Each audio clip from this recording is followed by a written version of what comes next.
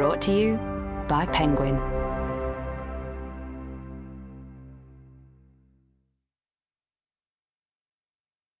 Karla's Choice, a John le Carré novel by Nick Harkaway, read by Simon Russell Beale, with the author's note read by Nick Harkaway.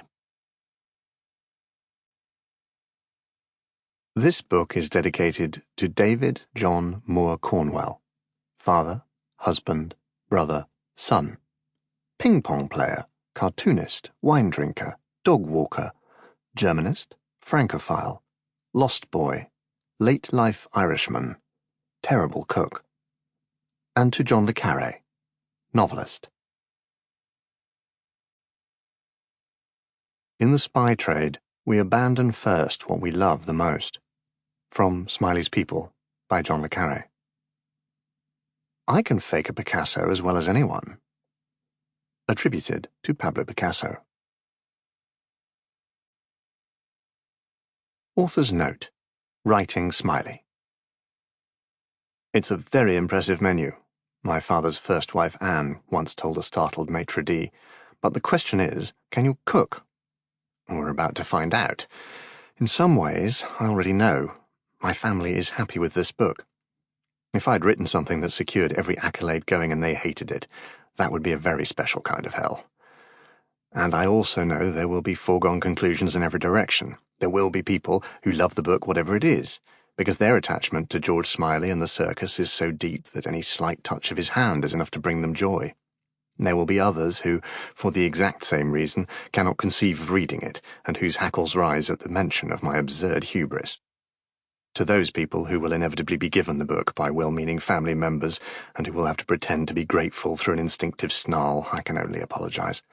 I hope that, perhaps in your bath after a particularly dismal day, you pick up the neglected volume on the basis that things can't possibly get any worse, and find that the appetite arrives in the eating. There were always supposed to be more Smiley books.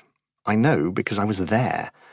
I was born in November 1972, coincidentally or otherwise around the time Control died, and I grew up with George. His presence in various forms was a friendly ghost at my table. First, there was my father's George, voice tight and sometimes raised in outrage, then a moment later coming from the gut to deliver truth, however dark. Next, there was Sir Alec Guinness's version, soft, wayward and thoughtful, as if genius could only ever step briefly from fog.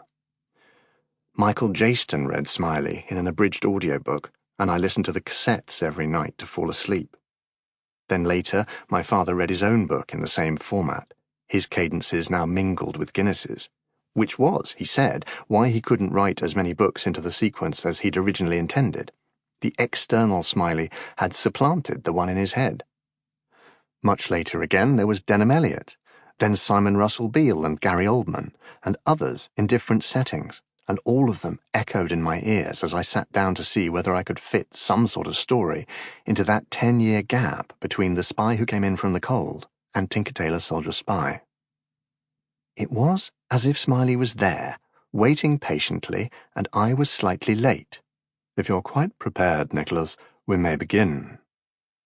My Smiley is my father's, but he's also the Smiley we collectively inherit. The character's origins are obscure and much discussed. We know he travels without labels in the guard's van of the Social Express, that he's academic and not aristocratic, unplaceable, invisible and exceptional.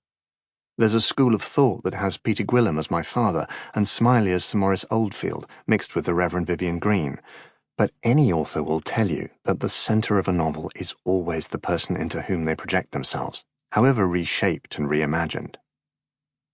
Smiley was my dad, the too watchful child, orphaned either in fact or by monstrosity, alone in a crowded room and happy only when, by what seemed like sheer chance, he was delivered into a place of emotional warmth. A brilliant mind on a grey, unrelenting day. Let that skeleton be fleshed out by the syncretic body of Smiley seen through the performances of half a dozen superb actors. The voice was clear. What about Karla? There's a cast-iron rule that he's unknowable. Karla is the opacity of the authoritarian regime, its capricious violence, its ubiquity, its... Sample complete. Ready to continue?